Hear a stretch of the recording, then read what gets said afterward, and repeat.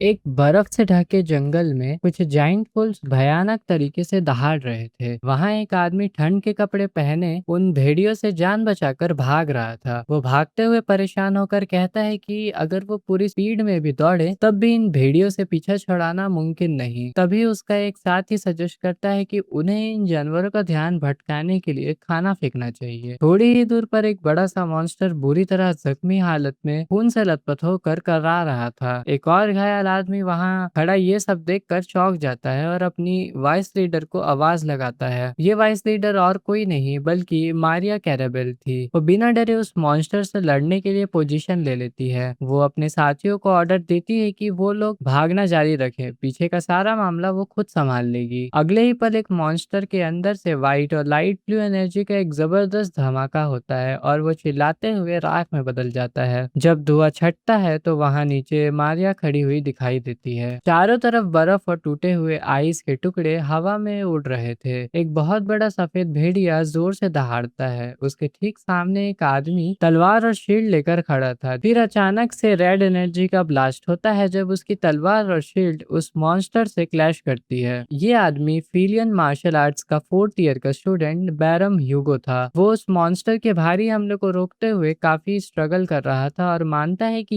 ये मॉन्स्टर वाकई में बहुत ताकतवर है। दूसरी तरफ मारिया अपनी चमकती हुई ग्रीन तलवार से हवा में ऊंची जंप लगाकर एक बड़े से भालू जैसे मॉन्स्टर पर हमला करती है, जिससे वो दर्द से चिल्लाने लगता है। जब वो बड़ा सा वुल्फ मॉन्स्टर उनके सामने ढेर हो जाता है तो मारिया फाइनली एक चैन की सांस लेती है। उस बर्फीले मैदान में एक हॉर्स कैरियज के पास एडिशन खड़ी थी जो सामान से भरी कार्ट को चेक कर रही थी। वो राहत की सांस लेते हुए बताती है कि जमीन के सभी मॉन्स्टर्स का काम तमाम हो चुका है और हवा में उड़ने वाले बचे कुचे डीमंस भी जल्द ही निपट जाएंगे। इतना कहकर वो मैजिकल एनर्जी के बीच आगे बढ़ जाती है, अपने पीछे ढेर सारे मरे हुए मॉन्स्टर छोड़कर। कैरावन के पास एशली, जो कि फिलियन मैजिक का 3rd ईयर का स्टूडेंट है, अपने मैजिक पावर के साथ अगली फाइट के लिए पूरी तरह तैयार खड़ा था। कार्ड के ऊपर खड़ी एडिसन पूरे कॉन्फिडेंस के साथ कहती है कि उन्होंने हवा वाले दुश्मनों का काम एक बहुत ही भरोसेमंद बच्चे पर छोड़ दिया है। अब उन्हें सिर्फ उस लीडर डिमन बीस्ट से निपटना है जिसका टारगेट उनका सप्लाई कैरियज है। एडिशन हवा से तेजी से आते हुए एक नीले रंग के जाइंट सेंटीपीड पर अपनी तलवार से जोरदार हमला करती है, जिसे फॉरेस्ट सेंटीपीड कहा जाता है। वो अजीब सा कीड़ा दर्द से बुरी तरह चिल्लाने लगता है। एडिशन का मैजिक स्पेल की वजह से एक ब्लू पावर का ब्लास्ट होता है और जमीन पर एक तेज रोशनी पड़ती है। हमला करने के बाद वो अपना हुड ठीक करती है और उसकी आंखों में एक खतरनाक और इंटेंस चमक साफ दिखाई दे रहा था। वहीं पास में एक ड्रैगन जैसा भयानक मॉन्स्टर अजीब सी पपेट स्ट्रिंग में जकड़ा हुआ था। उसकी लाल आंखें गुस्से से घूर रही थी और वो टूटने के लिए जोर जोर से चिल्ला रहा था। तभी एडिसन चिल्लाते हुए अपनी तलवार के साथ पूरी ताकत से हवा में जंप लगाती है और एक क्रशिंग अटैक करती है। चारों तरफ मैजिक और एनर्जी का ब्लास्ट हो रहा था और शैडो जैसे फिगर्स के बीच एक जोरदार टक्कर होती है। तभी एक फिलियन मार्शल आर्ट्स का 4th ईयर स्टूडेंट उस बर्फ में तलवार पकड़े हुए खड़ा होता है और फाइनली एक चैन की सांस लेता है कि खतरा टल गया। फाइट खत्म होने के बाद मारिया पीछे से आकर एडिसन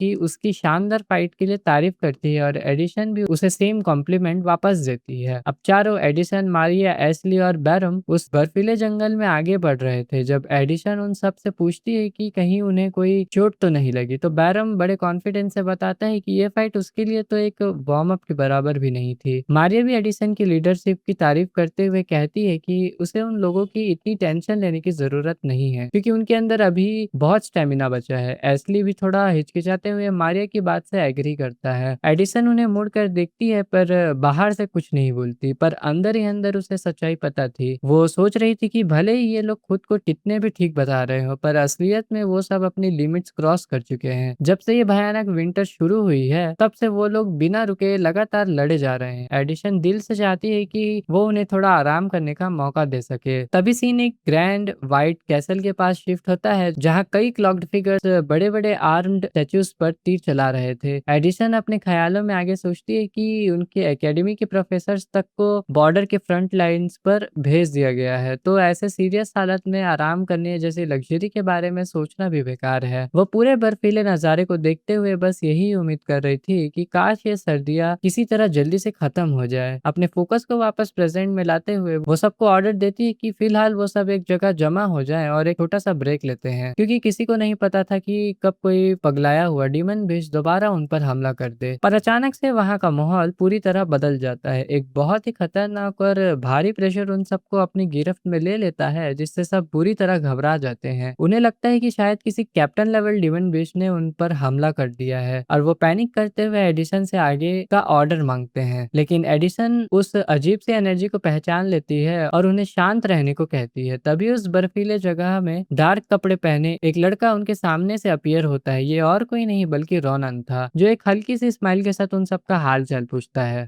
लड़ाई के एंड के बाद उस बर्फीले माहौल में एडिसन और बाकी सबकी नजर सामने खड़े एक शख्स पर पड़ती है। उनके मुंह से अधूरा नाम निकलता है और वो हैरानी से उसे घूरने लगते हैं, क्योंकि उनके ठीक सामने कोई और नहीं बल्कि खुद रोनन खड़ा था। रोनन भी अपने दोस्तों को वहां अचानक देखकर काफी सरप्राइज था। वो उन सबको ध्यान से देखता है और थोड़ी हैरानी से बोलता है कि कुछ ही महीनों के बाद मिलने पर वो सब कितने ज्यादा बदल चुके हैं। माहौल को थोड़ा हल्का करते हुए रोनान ब्राउन की तरफ इशारा करता है और उसे मजे लेते हुए पूछता है कि उसने अचानक से ऐसी अजीब पैटर्न वाली दाढ़ी क्यों बढ़ा रखी है। फिर वो एशली को चिढ़ाते हुए कहता है कि क्या उसने फाइनली लड़की बनने का डिसाइड कर लिया है। इसके बाद रोनान की नजर मारिया पर पड़ती है और वो उसकी तारीफ करते हुए कहता है कि वो इस नए छोटे बालों वाले लुक में काफी फ्रेश लग रही है। आखिर में रोनान का ध्यान सीनियर एडिसन पर जाता है। एडिसन के चेहरे की हालत देखकर रोनान उसे पूछता है कि क्या कोई उसे बुली कर रहा है, क्योंकि वो सच में काफी ज्यादा सहमी हुई लग रही है। बर्फ के उस मैदान में रोनान शांति से खड़ा था और बाकी चारों दोस्त उसके आसपास खड़े बिना कुछ बोले बस उसे लगातार घूरे जा रहे थे। उन सबको इस तरह अजीब तरीके से खुद को घूरता हुआ देखकर रोनान थोड़ा परेशान और कंफ्यूज हो जाता है। वो उनसे पूछता है कि आखिर वो सब उसे ऐसे क्यों घूर रहे हैं, जैसे उन्होंने उसे सालों बाद देखा हो। पर इससे पहले कि कोई इस बात का जवाब देता, अचानक से वो लोग हवा में छलांग लगाते हुए सीधा रोनान की तरफ आते हैं। वो पूरी ताकत से रोनान चिल्लाते हुए उसे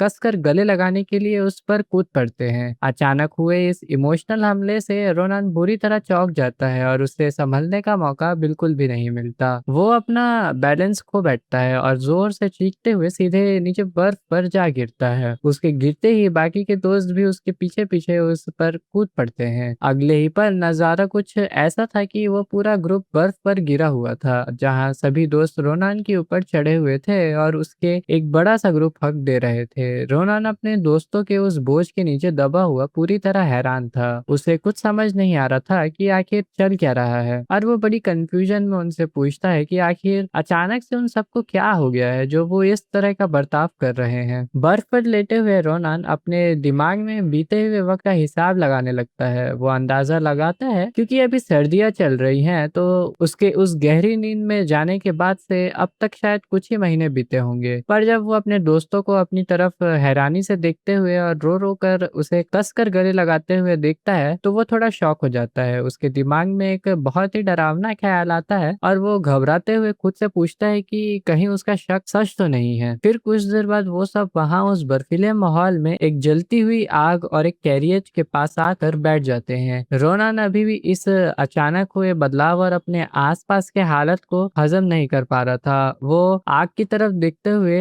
नाउमीदी और हैरानी में बस यही बड़बड़ाता है कि ऐसा बिल्कुल भी नहीं हो सकता। बर्फीले पहाड़ पर आग सेकते हुए जब सब लोग एक साथ बैठे थे, लेकिन रोनान के दिमाग में सिर्फ एक ही ख्याल था। जब उसके दोस्तों ने उसे बताया कि पूरे 2 साल बीत चुके हैं, तो रोनान सफेद पड़ जाता है। उसकी आंखें हैरानी से फटी की फटी रह जाती हैं। वो अपने दिमाग में कैलकुलेशन करने लगता है, क्योंकि माइंड रियलम के अंदर उसे बिल्कुल यही लगा था कि वहां बस कुछ ही दिन गुजरे हैं। फिर अचानक ये 2 साल उसकी फिजिकल बॉडी से कैसे निकल गए, ये बात उसकी समझ से बिल्कुल बाहर थी। ये सब सोच सोच कर रोनान को एक भयानक मेंटल ब्रेकडाउन आने लगता है। वो उस माइंड रियलम वाले पागल और कर्स दिमाग वाले मॉन्स्टर को बुरी तरह गालियां देने लगता है। रोनान का गुस्सा लगातार आउट ऑफ कंट्रोल होते जा रहा था और वो अंदर ही अंदर बस यही सोच रहा था कि वो कर्स बास्टर्ड आखिर उसे और कितना बर्बाद करके छोड़ेगा। रोनान को सच्चाई बताते हुए मारिया उसे समझाती है कि उसके सोते वक्त प्रोफेसर सीक्रेट ने उसके इलाज करने की अपनी तरफ से पूरी कोशिश करी थी, पर आखिर में उन्होंने भी यही क्लियर कर दिया था कि जब तक रोनान खुद अंदर से उस कर्ज को नहीं तोड़ेगा, तब तक उसका इस फिजिकल दुनिया में होश में आना नामुमकिन है। उन सब के पास उस वक्त इसके अलावा और कोई भी रास्ता नहीं बचा था कि वो बस रोनान पर पूरा भरोसा रखे और वो एक दिन जरूर लौट कर आएगा। उसके वापस आने तक वो सब मिलजुल कर पूरी ईमानदारी से अपना वादा निभाते रहेंगे। रोनान के दोस्तों ने उसे बताया कि जब वो उस गहरी नींद में था तब उसकी गैर मौजूदगी में बहुत से लोगों ने मिलजुल कर उसकी हिफाजत करी थी, और देखते ही देखते 2 साल गुजर गए, पता ही नहीं चला। ये सब सुनकर रोनान दिल से उनका एहसान मानता है और कहता है कि वो उन सब का उम्र भर कर्जदार रहेगा। तभी बारूम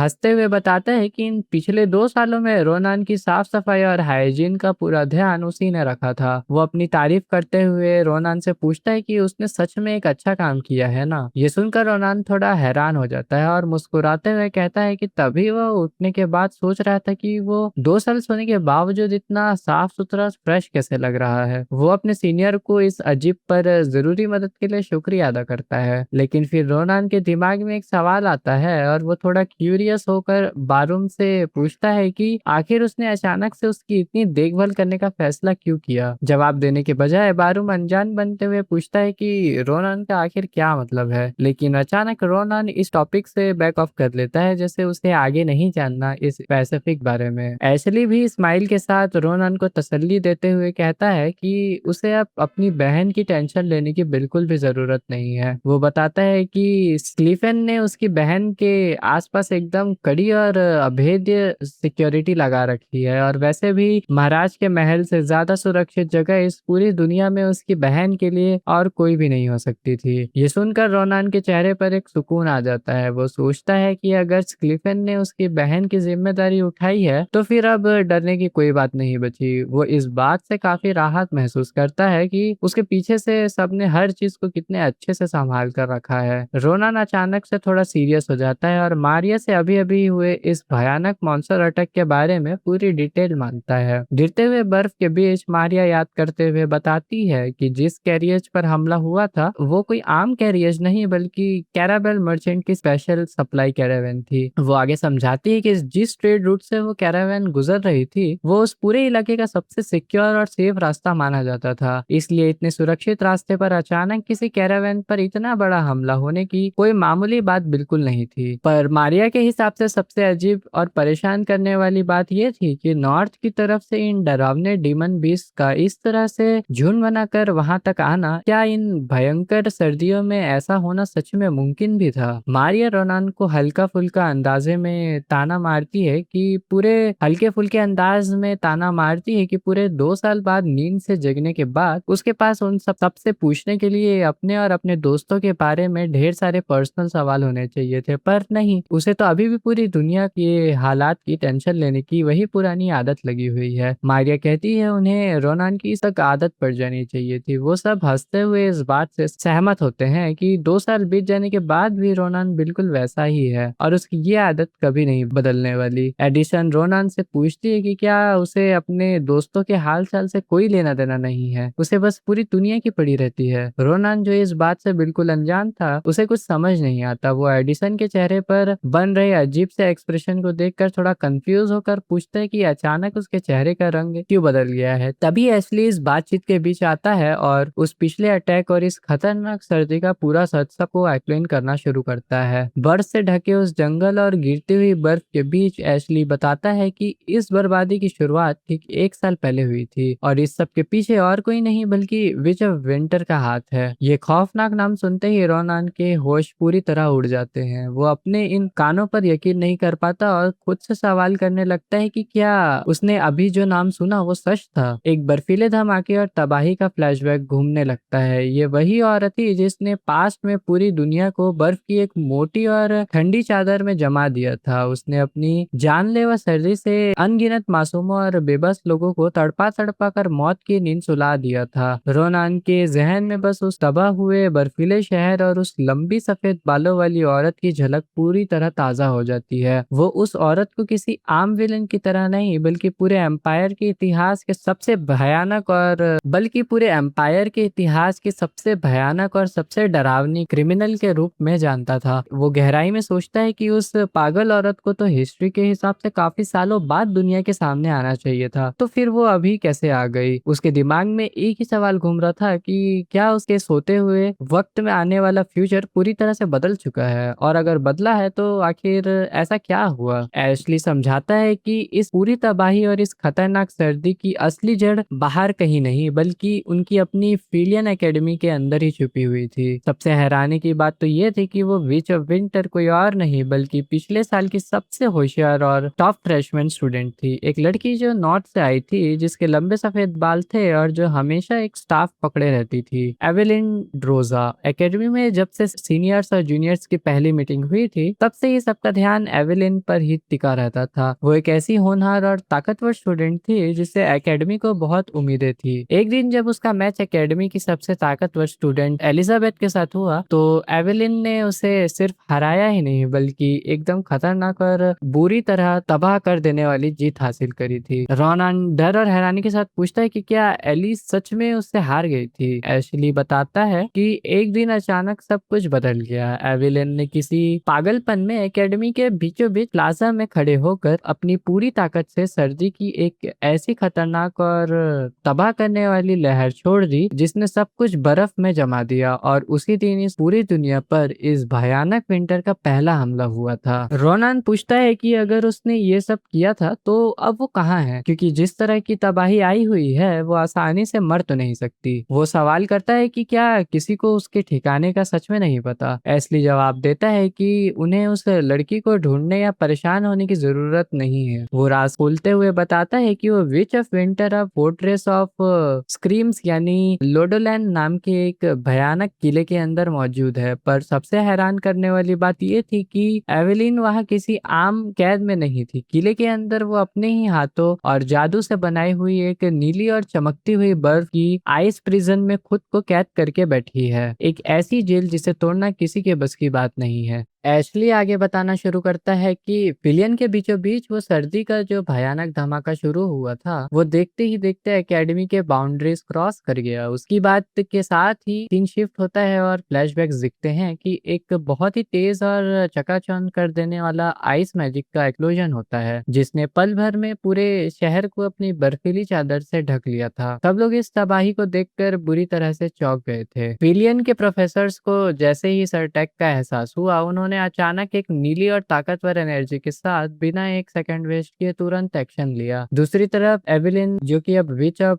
विंटर बन चुकी, वो पीछे नहीं हटी और उसने अपने दोनों हाथों से एक बेहद ही ताकतवर मैजिक पेल निकालकर प्रोफेसर्स की तरफ छोड़ दिया। उसके इस हमले से हवा में शार्प और खतरनाक आइस श्रेड बुरी तरह इधर उधर फटने लगे और बर्फ की एक जोरदार लहर आगे की तरफ बढ़ती है, जिससे चारों तरफ एक तेज रोशनी फैल जाती है। एशली अपनी कहानी में आगे बताना शुरू करता है कि प्रोफेसर ने अपनी सारी ताकत लगाकर किसी ना किसी तरह एवेलिन पर हावी होना और उसे काबू में करने में कामयाबी हासिल कर ली थी। लेकिन प्रोफेसर्स के लिए तभी वहां एक सबसे बड़ी मुसीबत खड़ी हो गई, क्योंकि एवेलिन ने चुपचाप हार नहीं मानी थी। फिलियन के प्रोफेसर्स एक बिल्डिंग के ठीक सामने खड़े थे, जहां वो अनजान आइस मैजिक अभी भी पूरे एम्पायर को अपनी बर्फीली चादर में ढके हुए था। उनके देखते ही देखते वहां एक शार्प क्रिस्टल जैसा बड़ा सा स्ट्रक्चर बन जाता है। एवेलिन अपनी आंखें बंद किए उस क्रिस्टल की तरफ आगे बढ़ती है और उसने खुद को उस रहस्यमय बर्फ के अंदर हमेशा के लिए सील कर लिया। एशली बताता है कि एवेलिन अब एक ऐसी रहस्यमय और मजबूत बर्फ के अंदर कैद हो चुकी है जो चाहे कुछ भी हो जाए कभी टूट ही नहीं सकती। ये खतरनाक बात सुनकर रोनान पूरी तरह शॉक हो जाता है और हैरियत से उनसे इस बात का मतलब पूछता है। एडिशन बात को आगे बढ़ाते हुए रोनान को कंफर्म करती है कि उसने बिल्कुल ठीक सुना है। वो उस बर्फ के सील के बारे में समझाती है कि वो सील इस दुनिया की किसी भी दूसरी मैजिक स्पेल की तरह बिल्कुल भी नहीं है। वो किसी जादू से ज्यादा एक ऐसी अनोखी आफत है जो फिजिक्स के सारे रूल्स और कानून को दरकिनार कर देती है। एडिसन आगे बताती है कि प्रोफेसर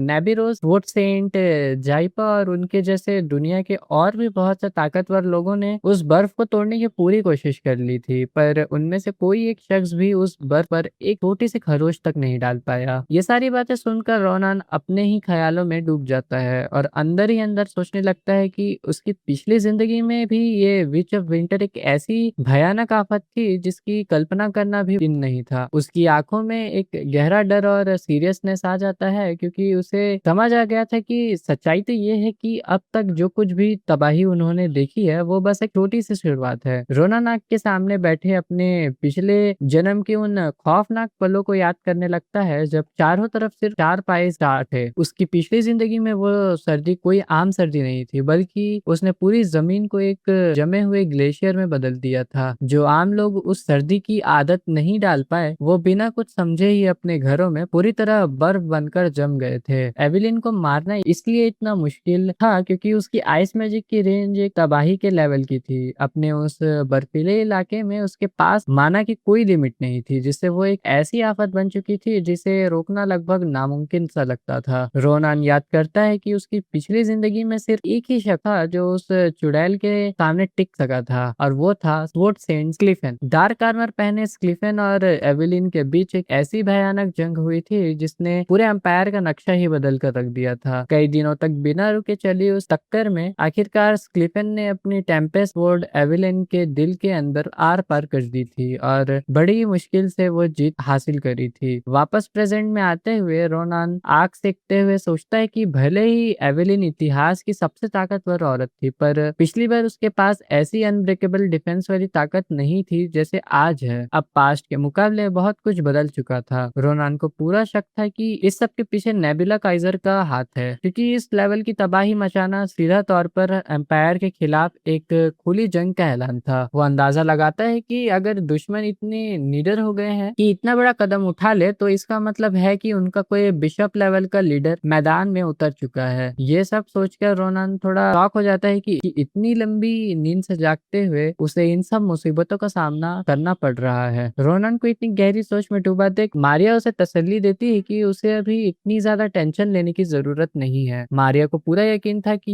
ये लंबा और पका देने वाला सर्दी का मौसम अब बहुत जल्द खत्म होने वाला है। जब रोनान हैरानी से उससे इसका कारण पूछता है, तो मारिया बताती है कि हाल ही में इंपीरियल फैमिली ने एक आदेश जारी किया है। क्योंकि ये तबाही आम इंसानों की पहुंच और ताकत से बाहर हो चुकी थी, इसलिए खुद महाराज ने मदद के लिए मदर ऑफ फायर और नेब्राडोजर रेस यानी ड्रैगन्स की प्रजाति को बुलाया है। अगले ही पल सीन शिफ्ट होता है और एक ऐसी जगह का नजारा दिखता है जहां चारों तरफ लावा बह रहे थे और वहां ढेर सारे खतरनाक ड्रैगन्स मौजूद थे। उनमें से एक ड्रैगन अपनी रानी के सामने सर झुकाता है, जो वहां एक थ्रोन पर बैठी हुई थी। वो रहस्यमयी रानी, जो सभी प्रजातियों की मास्टर थी, अपने थ्रोन से बताती है कि उसने इंसानों के राजा की मदद करने की रिक्वेस्ट मंजूर कर ली है। वैसे तो उनका अनरिटन कानून उन्हें दुनिया के आम मामलों में पढ़ने से रोकता है, पर जमीन और आसमान की रक्षक होने के नाते वो एक आइस स्पेक्टर को इस तरह तबाही मचाते हुए नहीं देख सकती थी। वो रानी अचानक आग उगलते हुए एक बहुत ही विशाल ड्रैगन में बदल जाती है और अपने बेटे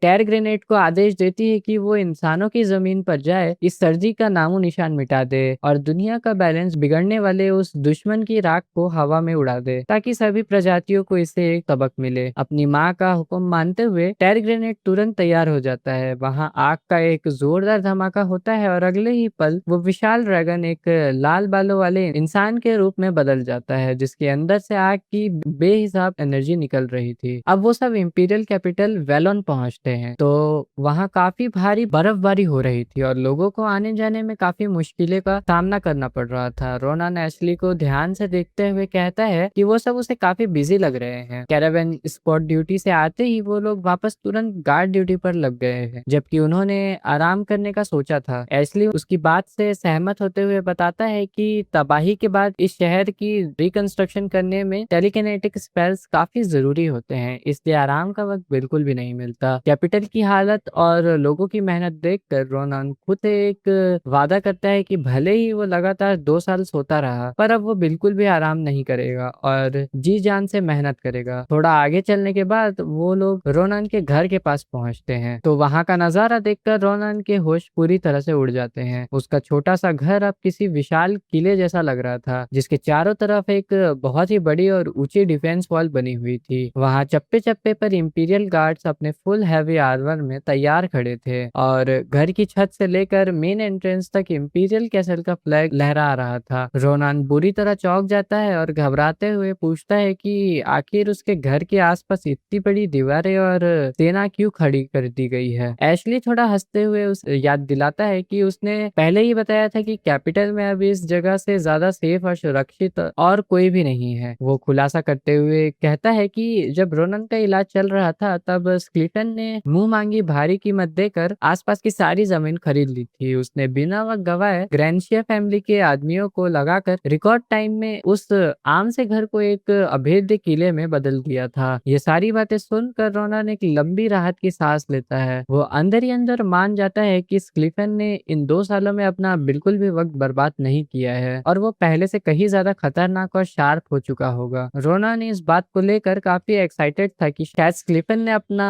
ऑरा भी वापस अवेकन कर लिया होगा और वो सच में देखना चाहता था कि वो आखिर कितना ताकतवर हो गया है। लेकिन जैसे ही वो लोग घर के अंदर कदम रखते हैं, रोनान को एक और बड़ा और अजीब झटका लगता है। वहाँ महान स्पोर्ट्स मास्टर स्टीफन एक हाउस मेड वाला आम सा एप्रन पहने हुए बड़े आराम से घर की सफाई और डस्टिंग कर रहा था। रोनान को वहां देखते ही स्टीफन बड़े शांत अंदाज में कहता है कि उसे फिलियन एकेडमी की तरफ से एक जानी पहचानी एनर्जी महसूस हुई थी और अब उसे ये यकीन हो गया था कि रोनान सच में होश में आ चुका है। वो थोड़ा ताना मारते हुए ये भी जोड़ता है कि रोनान की इन 2 सालों में काफी कमजोर और पतला लग रहा है। रोनान उस महान योद्धा को एक मेड के रूप में झाड़ू पोछा करते देखकर पूरी तरह स्पीचलेस था। वो गुस्से और कंफ्यूजन में पूछता है कि आखिर वो किसी और के घर में इस तरह सफाई वाला बनकर क्यों घूम रहा है। स्टीफन बड़े प्यार और शांति से बताता है कि वो बस यहाँ की सफाई कर रहा है क्योंकि धूल मिट्टी की वजह से मिस आयरिल रोनान की बहन को सांस लेने में तकलीफ हो सकती है, इसलिए तुरंत सफाई करना बहुत ही ज्यादा जरूरी है। पर इसके ठीक बाद स्टीफन एक ऐसी बात बोल जाता है जिससे रोनान का दिमाग पूरी तरह घूम जाता है। वो बताता है कि रोनान के सोते हुए वक्त में उसने और आयरिल ने एक साथ बहुत अच्छा और खुशी भरा वक्त बिताया है जो उसकी जिंदगी के सबसे बेहतरीन दिन थे और अब वो दोनों एक साथ मिलकर एक इंसिडेंट यानी एक खास घटना का मिलकर सामना कर रहे हैं। ये बातें सुनते ही रोनान का गुस्सा आसमान छू लेता है। वो इस बात को कोई रोमांटिक या गलत मतलब निकाल लेता है और पागलों की तरह गुस्से में अपनी तलवार निकाल कर स्टीफन को वहीं जान से मारने के लिए आगे बढ़ जाता है। एशली और बाकी लोग किसी तरह रोनान को पकड़कर शांत करने की कोशिश करते हैं पर रोनान किसी की सुनने को तैयार ही नहीं था। वहीं दूसरी तरफ स्टीफन बिल्कुल शांत खड़ा था और कैजुअली पूछता है कि क्या रोनान उसके साथ डुएल करना चाहता है क्योंकि वो फिलहाल सफाई में बहुत बिजी है। रोनान चिल्लाते हुए उसे सारी बकवास बंद करके इस सब का असली मतलब समझाने को कहता है। तभी अचानक वहाँ रोनान की आवाज सुनकर एक लड़की दौड़ते हुए आती है। वो कोई और नहीं बल्कि रोनान की प्यारी बहन आयरिल थी। अपने भाई को सही सलामत देखकर उसकी आंखों में आंसू आ जाते हैं और उन दोनों भाई बहन का एक बहुत ही इमोशनल और प्यार भरा मिलान होता है। रोनान मुस्कुराते हुए अपनी बहन से इतनी देर से वापस आने के लिए दिल से माफी मांगता है। कुछ देर बाद जब सब एक साथ शांति से बैठते हैं तो सारी गलतफहमी दूर हो जाती है। रोनान को समझ में आता है कि उस बेवकूफ स्टीफन ने जिस डरावने इंसिडेंट की बात करी थी वो कोई रोमांटिक चक्कर नहीं बल्कि बस उनके घर की आम से स्प्रिंग क्लीनिंग यानी सफाई थी। आयरिल खुशी खुशी बताती है कि भले ही स्टीफन अपनी गार्ड ड्यूटी में कितना भी बिजी रहता हो पर वो हमेशा उसकी सफाई में मदद करने चला आता है। वो मजाक में चिढ़ाते हुए कहती है कि सफाई करना तो वैसे भी स्टीफन का फेवरेट शौक है। स्टीफन भी बिल्कुल एक जेंटलमैन की तरह इस बात से एग्री करता है और ताना मारता है कि उसे समझ नहीं आता कि आयरिल जैसी सुलझी हुई लड़की का रोनान जैसे गवार भाई कैसा हो सकता है। रोनान भी चिढ़ते हुए उसे एक झोला छाप बोलकर मुंह तोड़ जवाब देता है। आयरिल फिक्रमंद होकर रोनान की तबीयत के बारे में पूछती है और रोनान उसे तसल्ली देता है कि अब वो पूरी तरह से ठीक है और आगे से उसे इस तरह परेशान होने की कोई भी जरूरत नहीं पड़ेगी। उन दोनों को इस तरह खुश देखकर स्टीफन वहां से निकल जाने का फैसला करता है ताकि वो लोग फैमिली के रूप में थोड़ा अकेले क्वालिटी टाइम बिता सके। रोनान हैरानी से पूछता है कि वो इतनी जल्दी आखिर कहाँ जा रहा है। स्टीफन थोड़ा सीरियस होकर बताता है कि आजकल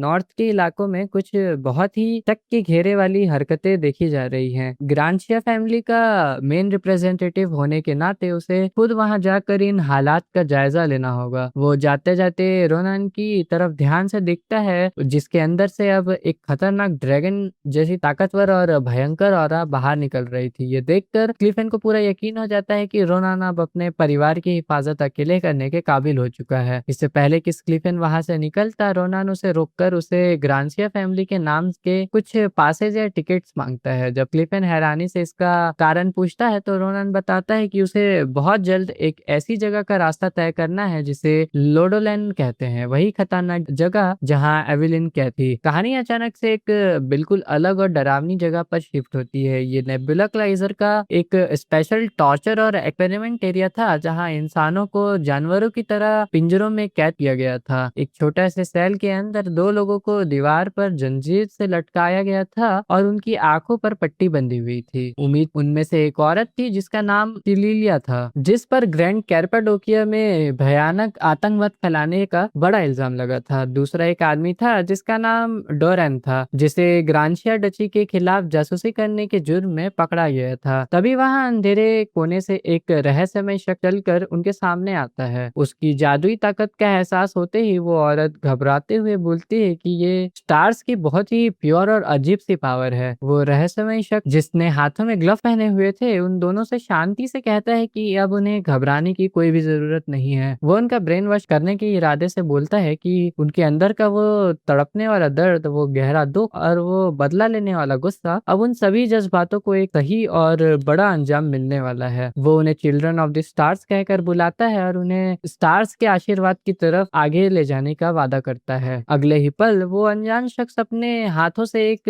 भयानक पर्पल रंग की मैजिक पावर को वहां एक्टिवेट कर देता है। कैपिटल से निकलकर रोनन और एस्ली किसी अनजान रास्ते पर आगे बढ़ रहे थे। रोनन थोड़ा परेशान और झुनझुनाया हुआ दिख रहा था क्योंकि लोडोलैंड जाने वाली पहली एयरशिप पूरे 4 दिन बाद निकलने वाली थी। उसे लग रहा था कि उनका काम कितना अर्जेंट है, तो वहां पहुंचने का रास्ता इतना लंबा और मुश्किल नहीं होना चाहिए था। पर एशली उसे शांत करते हुए याद दिलाता है कि वो पूरे 2 साल बाद अभी कल ही तो होश में आया है, इसलिए उसे कम से कम थोड़ा आराम करने के बारे में सोचना चाहिए। ये सुनकर रोनान इस बात को हल्के में ले लेता है और अपनी पुरानी यादों में खो जाता है। वो एशली को चिढ़ाता है कि एक वक्त था जब वो रोते हुए कहता था कि वो लूजर है और कभी फिलियन एकेडमी में नहीं जा पाएगा। एशली खुद को डिफेंड करते हुए कहता है कि वो इतना भी रोने वाला बच्चा नहीं था, लेकिन वो ये मानता है कि अगर रोनान नहीं होता तो वो शायद आज भी निम्बुटन में बुली हो रहा होता। रोनान हंसते हुए उसका मजाक उड़ाता है कि बात तो सही है, वरना वो अपनी उस रेयर टेलीकिनेसिस मैजिक से आज किसी सर्कस में करतब दिखा रहा होता। मजाक के बाद रोनान थोड़ा सीरियस होकर लोडोलैंड के हालात के बारे में पूछता है। उसे पता था कि जहाँ विच ऑफ विंटर मौजूद है वहाँ शांति तो बिल्कुल भी नहीं हो सकती। एशली उसे बताता है कि वहाँ सच में कभी एक दिन भी शांति नहीं रही। जब से एवेलिन को वहाँ शिफ्ट किया गया है तब से इंपीरियल फैमिली ने एक बहुत बड़ा ऐलान कर दिया है। उन्होंने वादा किया था कि जो भी एवेलिन पर चढ़ी उस मजबूत बर्फ को तोड़कर इस विंटर को खत्म कर देगा उसे एक बहुत बड़ा इनाम दिया जाएगा। इस ऐलान के बाद दुनिया भर से छुपे हुए ताकतवर लोग, फेमस नाइट कैप्टन्स और मैजिक टावर्स के बड़े बड़े मेजेस वहाँ कोशिश करने आते हैं। पर हैरानी की बात यह थी कि उनमें से एक भी इंसान उस बर्फ को तोड़ने में कामयाब नहीं हो पाया। इन हालात को देखते हुए एकेडमी के सारे प्रोफेसर्स किसी सॉल्यूशन की तलाश में अलग अलग जगह पर निकल चुके हैं। एशली कहता है कि प्रोफेसर रोनान को जिंदा देखकर बहुत खुश होते, पर रोनान मजे लेते हुए कहता है कि बाकी सबका तो पता नहीं, पर उसकी इंस्ट्रक्टर तो उसे देखते ही उस पर तलवार चला देती। फिर रोनान को अचानक एली की याद आती है और वो पूछता है कि एवेलिन से इतनी बुरी तरह हारने के बाद एली का घमंड तो पूरी तरह टूट गया होगा, लेकिन एशली बताता है कि ऐसा बिल्कुल भी नहीं था क्योंकि एली मेंटली बहुत स्ट्रांग है। उस भयानक हार के बाद उसने तुरंत अपनी स्पेशल ट्रेनिंग शुरू कर दी थी। उसने उस हार को एक सीख की तरह लिया ताकि वो एज एन एक्लूशिया परफेक्शन के और करीब जा सके। रोनान मन ही मन सोचता है कि वो दोनों सच में एक जैसे हैं। एशली बहुत खुशी से बताता है कि एली अब उनके ग्रुप की ऑफिशियल मेंबर बन चुकी है और उसने सीनियर एडिशन के नक्शे कदम पर चलना शुरू कर दिया है। रोनान ये सुनकर काफी खुश होता है क्योंकि वो हमेशा से उस टैलेंटेड लड़की को अपनी टीम में चाहता था। एशली आगे अपने दोस्तों की प्रोग्रेस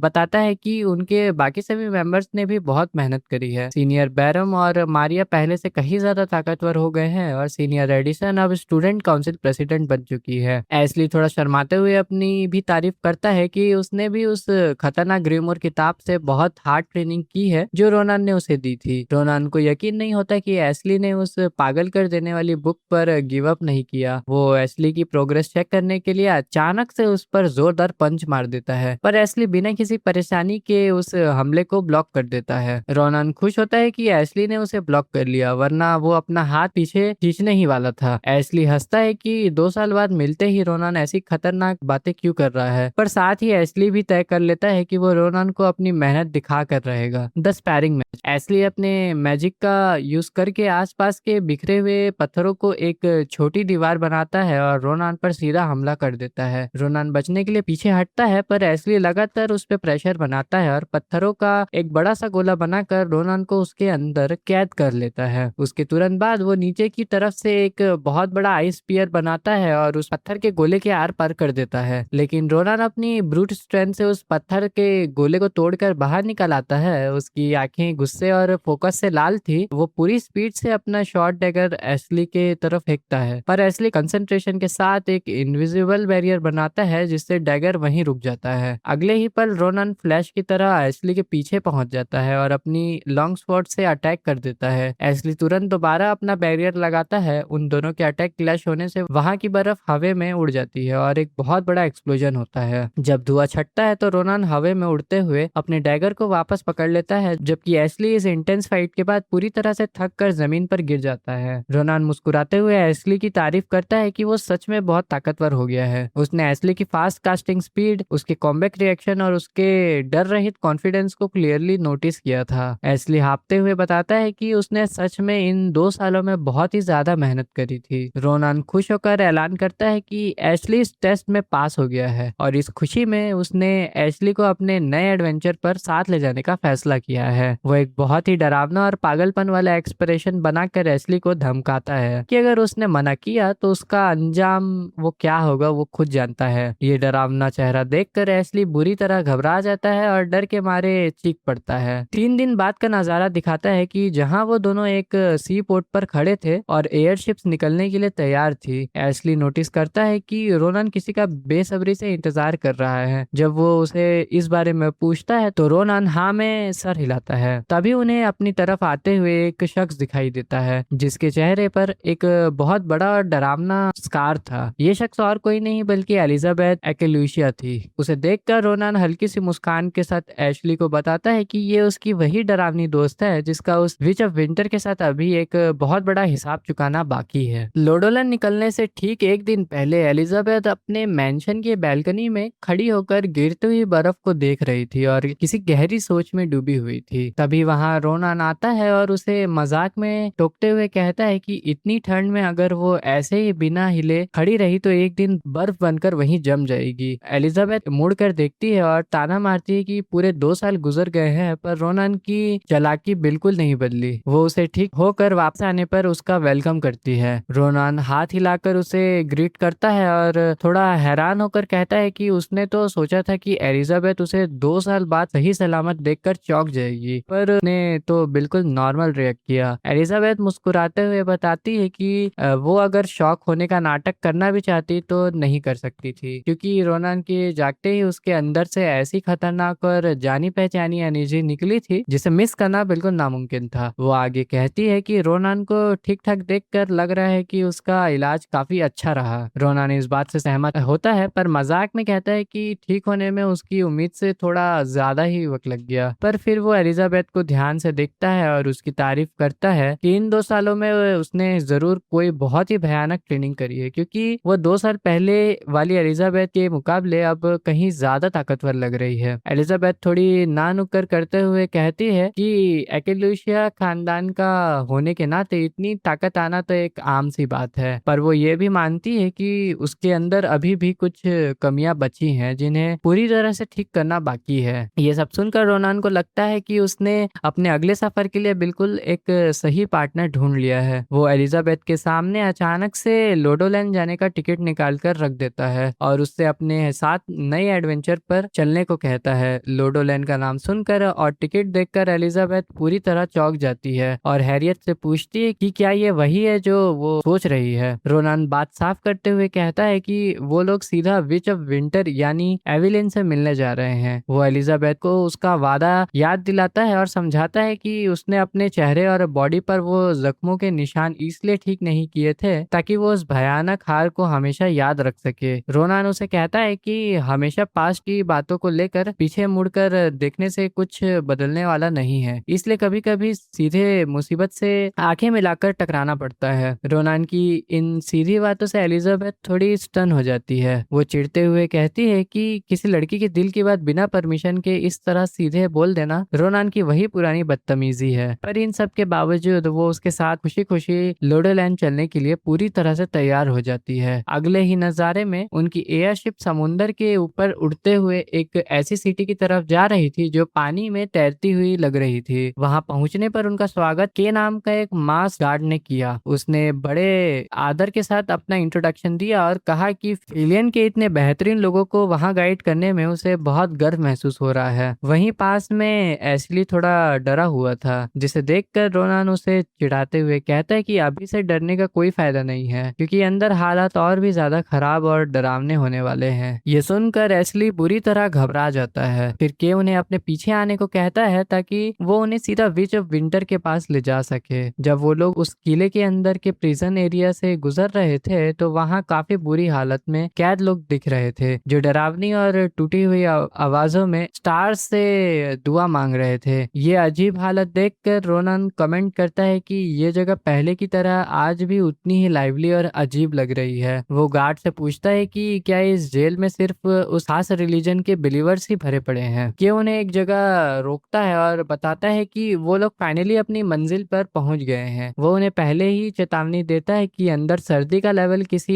हेल जैसा खतरनाक है, इसलिए वो सब अपनी माना एनर्जी से खुद को बचा कर रखें। उसने समझाया कि ये लोडोलैंड की एक ऐसी स्पेशल फैसिलिटी है जो सबसे हाई रिस्क और खतरनाक क्रिमिनल्स को कैद रखने के लिए डिजाइन करी गई थी। हालांकि फिलहाल इस एबिसेल जुडेइका नाम की जगह में सिर्फ विच ऑफ विंटर ही अकेले बंद थी। जब वो लोग उस विशाल बर्फ के शैल के सामने पहुंचते हैं तो उसके अंदर एविलिन को जमे हुए देखकर रोनान सोच में पड़ जाता है। उसे लगता है कि एविलिन उसकी यादों के मुकाबले थोड़ी यंग दिख रही है, पर उसको पूरा यकीन था कि ये वही औरत है जिसने पूरे एम्पायर को अपनी बर्फ में जमा कर तबाह कर दिया था। एलिजाबेथ भी एविलिन को इस अजीब हालत में देखकर पूरी तरह हैरान थी। तभी गार्ड के उनका ध्यान वहां मौजूद एक आदमी की तरफ खींचता है जो उस बर्फ को तोड़ने की पूरी तैयारी कर रहा था। वो हैउमाटू नाइट्स का कैप्टन था और बहुत कॉन्फिडेंस में ऐलान कर रहा था कि वो अपने एक ही जोरदार हमले से उस चुड़ैल को काट देगा और अपने एम्पायर को बचा लेगा। पर जैसे ही उसने अपनी पूरी स्वॉर्ड ऑरा लगाकर उस बर्फ पर जोरदार हमला किया, उसकी तलवार उस चिकनी बर्फ से तैरकर सीधा फिसल गई और वहां एक छोटी सी खरोच तक नहीं आई। नाइट बुरी तरह शॉक में था, क्योंकि उसकी तलवार कोई आम तलवार नहीं थी बल्कि नाइट ऑर्डर की एक लेजेंडरी स्वॉर्ड थी। तभी वहां एक मेज आता है और नाइट का मजाक उड़ाते हुए कहता है कि हर परेशानी का हल सिर्फ ब्रूट फोर्स और ताकत से नहीं निकाला जा सकता। वो नेचर का लॉ बताता है कि बर्फ हमेशा आग के सामने कमजोर होती है। ये कहकर वो मेज एक बहुत ही डिजास्टरस और हाई लेवल का फायर स्पेल वहां चला देता है। एलिजाबेथ उस आग के स्पेल की ताकत देखकर इम्प्रेस होती है और मानती है कि ये किसी बहुत बड़े रैंक वाले मेज का ही काम हो सकता है। पर हैरानी की बात तो ये थी कि इतने भयानक फायर हमले के बाद भी उस बर्फ का बाल भी बाका नहीं हुआ। एशली भी परेशान था कि जब नाइट के इतने खतरनाक हमले से कुछ नहीं हुआ तो आगे क्या ही होगा, और वो सोचने लगता है कि आखिर इस बर्फ का असली मैजिक सोर्स क्या हो सकता है। रोनान इन सब चीजों को ऑब्जर्व करके अपने मन में पूरी पजल सॉल्व कर लेता है। वो जानता है कि हमला करने वालों की ताकत में कोई कमी नहीं थी, बल्कि उनकी किस्मत खराब थी। असलियत ये थी कि बर्फ के अंदर उन मिस्टीरियस स्टार्स का आशीर्वाद छुपा था। रोनान को शक होने लगता है कि इसका सीधा सा मतलब है कि एविलिन का कनेक्शन जरूर उस डरावने ऑर्डर के साथ है। वो खुद से कहता है कि अगर सारी आफत सितारों के आशीर्वाद की वजह से है तो वो आसानी से इस बर्फ को तोड़ सकता है। लेकिन उसे इस बात का डर था कि अगर उस ऑर्डर के जासूस यहाँ आसपास मौजूद हुए और उसने अपनी असली ताकत दिखा दी तो उन्हें सब पता चल जाएगा। इसलिए वो शांति से डिसाइड करता है कि फिलहाल कुछ न करना और चुपचाप सिचुएशन को एनालाइज करना ही बेहतर स्ट्रेटेजी रहेगा। बर्फ तोड़ने का काम बाद में आराम से भी किया जा सकता है। पर तभी अचानक से उनके पीछे गेट के पास से एक अनजान शख्स की आवाज आती है जो नाक चिढ़ाते हुए वहां की अजीब सी बदबू और माहौल पर अपना गुस्सा जाहिर कर रहा था। अगले ही पल उस पूरे रूम के अंदर एक इतना भयानक और भारी एनर्जी का प्रेशर बन जाता है कि वहां खड़े सभी लोगों की हवा टाइट हो जाती है। रोनान तुरंत उस डरावनी एनर्जी को पहचान लेता है। ये एक ऐसी ओवर पावरिंग और दबाव वाली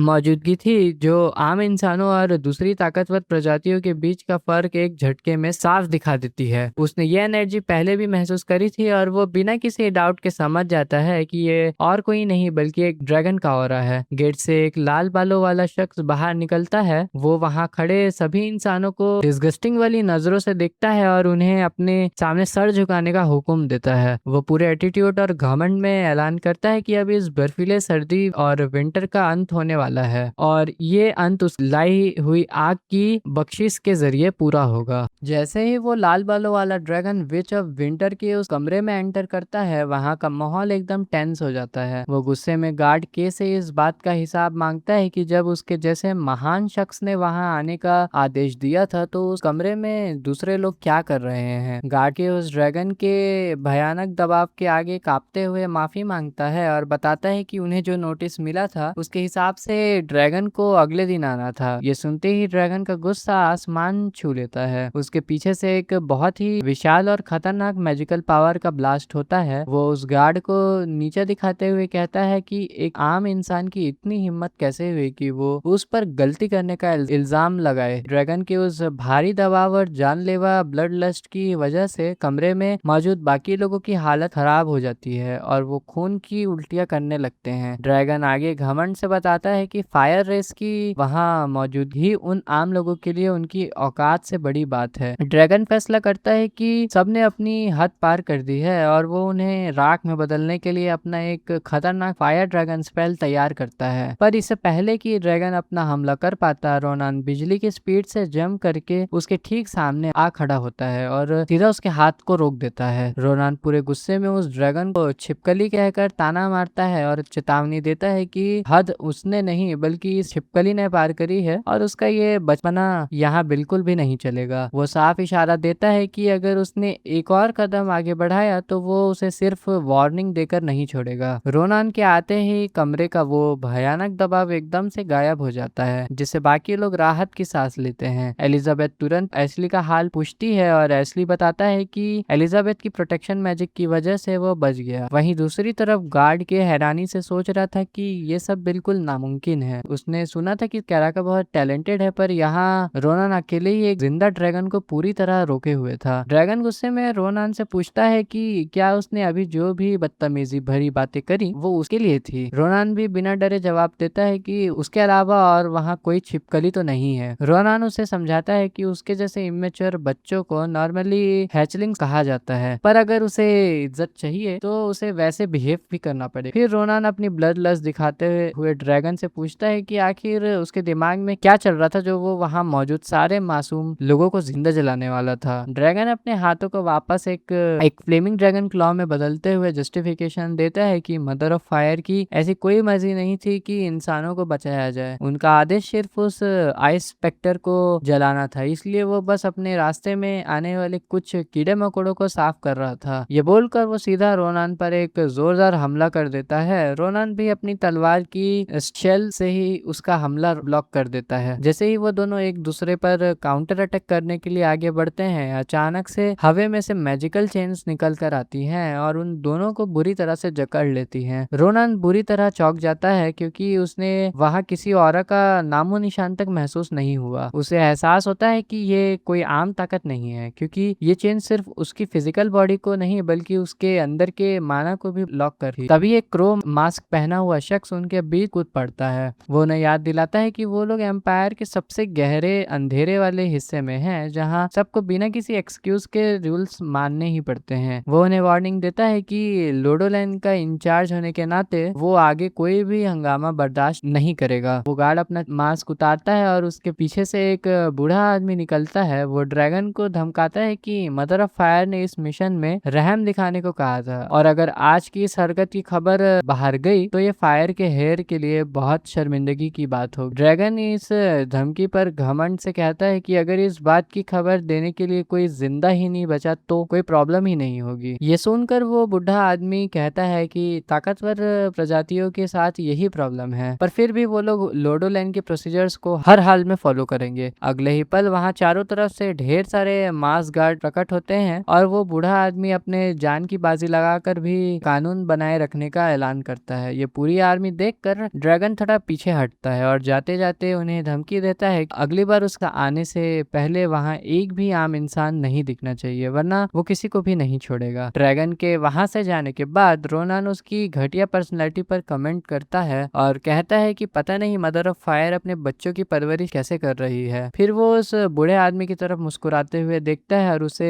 कराका कहकर बुलाता है। मास्क मैन असल में कराका ही था, जो लंबे समय के बाद रोनान को देखकर खुश होता है और उसकी तारीफ करता है कि वो 2 साल में एक बहुत ही शानदार और ताकतवर नौजवान बन चुका चुका है। लोडोलैंड पहुंचने के बाद काराका रोनन, एशली और एलिजाबेथ को उनके ठहरने के लिए उनके रूम्स दिखाता है। वो जगह काफी आम और थोड़ी खस्ता हालत में थी, जिसके लिए काराका उनसे माफी मांगता है और समझाता है कि उस जगह की नेचर ही ऐसी डार्क है, इसलिए उन्हें सेटअप के साथ थोड़ा कॉम्प्रोमाइज करना पड़ेगा। रोनन कैजुअली कहता है कि वो लोग यहाँ कोई छुट्टियां मनाने तो आए नहीं है, इसलिए जैसी भी जगह है उनके लिए ठीक है। दूसरी तरफ एलिजाबेथ, जो कि एक हाई क्लास नोबल फैमिली से थी, उस आम से रूम को देखकर अंदर ही अंदर काफी फ्रस्ट्रेट हो रही थी, पर वो खुद को कंट्रोल करते हुए कहती ये रूम कम से कम इतना बुरा नहीं है कि इसे देखकर कोई बेहोशी हो जाए। बात आगे बढ़ती है और रोनन काराका से एविलिन यानी विच ऑफ विंटर के बारे में सवाल करता है। जानना चाहता था इस पिछले 1 साल में जब से एविलिन वहाँ कैद है, उन्होंने उसके पास्ट के बारे में क्या नए राज पता लगाए हैं। काराका उन्हें भरोसेमंद मानते हुए सारी सच्चाई बताने का फैसला करता है। वो खुलासा करता है कि उन्होंने इन्वेस्टिगेटर्स को एविलिन के होम टाउन नॉर्थ में भेजा था, जहां एक बहुत ही हैरान करने वाली बात सामने आई। एविलिन ड्रोजा असल में एकेडमी की कोई आम स्टूडेंट नहीं थी, बल्कि वो ड्रोजा फैमिली द्वारा तैयार की गई एक डार्क टेस्ट सब्जेक्ट थी, जिसे सिर्फ और सिर्फ अकलूशिया फैमिली को पूरी तरह से तबाह करने के मकसद से बनाया गया था। काराका आगे उन्हें पास्ट की हिस्ट्री बताता है कि एक वक्त पर ड्रोजा फैमिली नॉर्थ की सबसे ताकतवर और अमीर फैमिलीज में से एक हुआ करती थी, जिनका रुतबा ग्रांशिया फैमिली के बराबर था। पर उनकी इस बर्बादी का सबसे बड़ा कारण अकलूशिया फैमिली की रिक्रूटमेंट पॉलिसी थी। अकलूशिया फैमिली बिना किसी बैकग्राउंड या स्टेटस के सिर्फ टैलेंट के दम पर और अपने बेशुमार पैसे का यूज करके दूसरी नोबल फैमिलीज के बेस्ट और खास लोगों को अपनी तरफ खींच लेती थी। इस स्ट्रेटेजी की वजह से बहुत सी नोबल फैमिलीज बर्बाद हो गई और ड्रोजा फैमिली भी उन्हीं में से एक थी। जैसे जैसे ड्रोजा फैमिली इतिहास के पन्नों से गायब होने लगी, उनके अंदर अकलूशिया के खिलाफ बदले की आग और भी ज्यादा